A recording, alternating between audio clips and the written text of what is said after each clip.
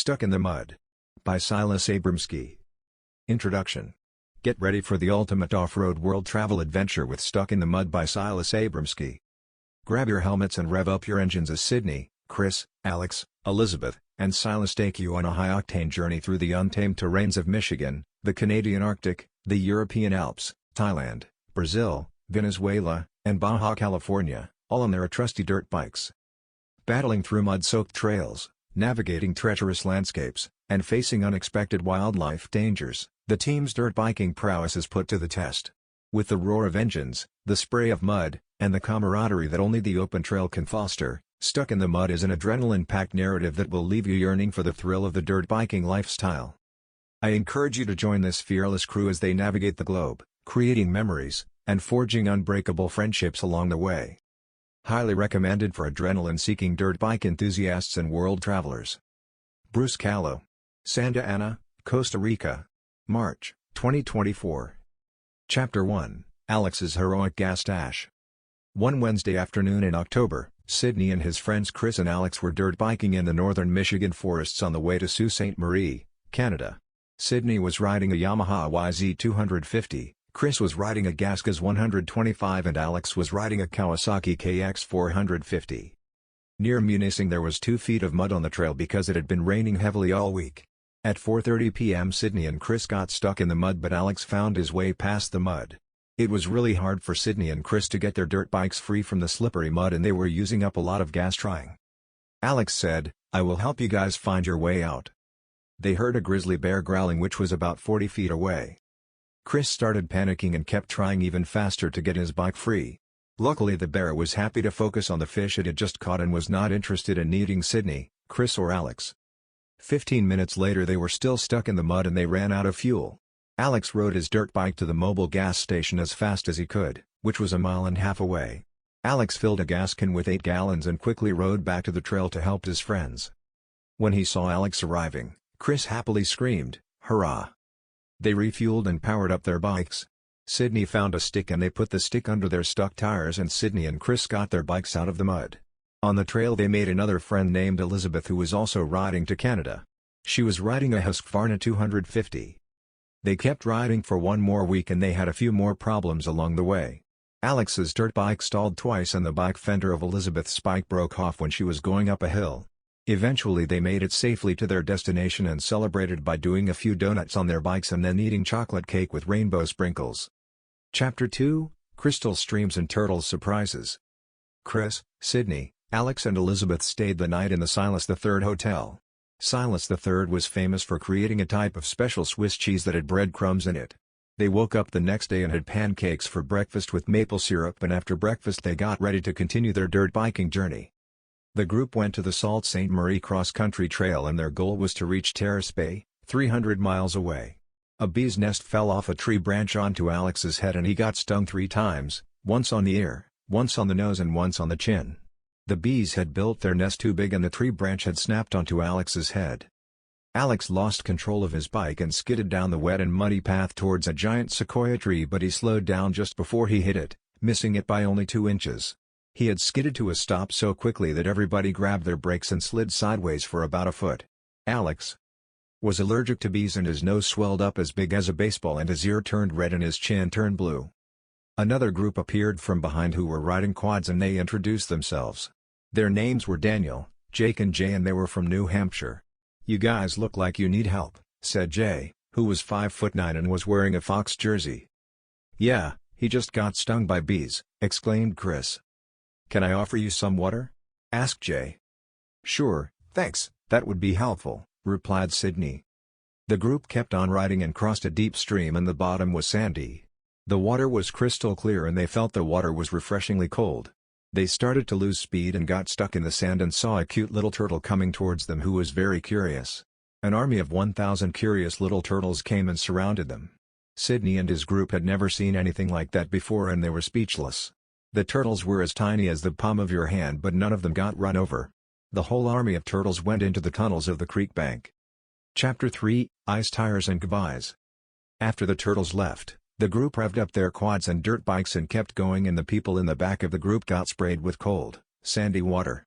There was a rocky hill and they started climbing it and the dirt bikes made it to the top, but one of the quad riders, Jake, flipped over. Then Sydney, Alex, Chris and Elizabeth got off their dirt bikes and went down the hill to help Jake. Daniel and Jay went down the hill to help Jake too. Jake was shocked about what had just happened. Everyone asked him if he was okay and he said, "My hand is sore. Can you guys help me flip my quad back over?" They flipped it over and continued up the hill. The riders felt relieved that they were in the last part of their long and adventurous journey and happy that no one had gotten seriously injured. They had ridden all the way to the town of Taloyoak in Canada's Arctic and it took them 40 days. Before they rode to the Arctic they stopped in Churchill, Manitoba to buy ice tires with studs. The journey was over for now and the team members said their goodbyes. Elizabeth cried from happiness and Jake and the others patted each other on their shoulders and gave high fives. The quad team flew home to New Hampshire, Elizabeth went to Oregon and the others went back to Michigan. Chapter 4, Ice Cream Debates and New Friends. After a 7-month break, the team met up in Maine. They felt happy because they were all back together and going to ride together again. They assembled their gear and boarded the cargo ship to France and began their journey across the Atlantic Ocean.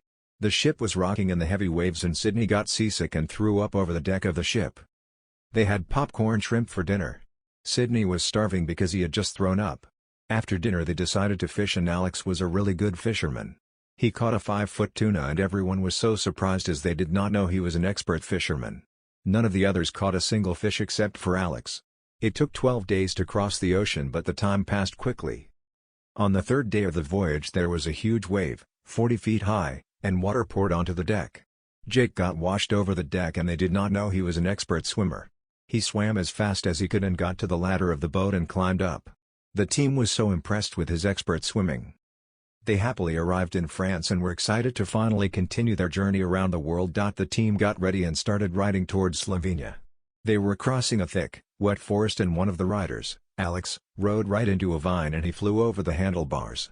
The vine disturbed a European hornet nest and Elizabeth got stung on her knee but she was protected by the plastic pad in her riding suit. The other riders helped Alex pick up his bike and untangle the vine from his wheel and they proceeded with their ride. The team came across a tunnel from an abandoned coal mine and they discovered 27 big bags of dynamite sticks scattered all around. Alex decided to light one of the dynamite sticks and he threw it into a shallow rock crevice but it didn't go off because the stick was wet. The team got another mile down the trail and heard a huge boom in the distance and saw some dust clouds emerging from the forest floor. They felt their feet shake underneath them as the ground shook violently. The explosion caused Sydney to fall off his bike but his bike kept on going without him for 7.5 feet. The group decided they wanted to go to a spaghetti restaurant that had a famous sauce with herbs and breadcrumbs. But Alex complained, "I don't like cheese. I hate the texture and it has no flavor." Half the group agreed with Alex but the other half didn't and then they argued instead about the ice cream place they would go to. They eventually agreed to go to a French franchise shop of Friendly's Ice Cream. They all got all chocolate ice cream cones with Reese's Pieces and one of them got gummy bears. One of the ice cream cones dropped on the ground but landed on a napkin so he didn't lose the ice cream. At the ice cream shop the group met a 15-year-old boy named Silas. Alex asked him if he wanted to ride with their group and Silas agreed. Silas was riding a CR 125 two-stroke. They finished their delicious ice cream cones and rode off towards the Italian border.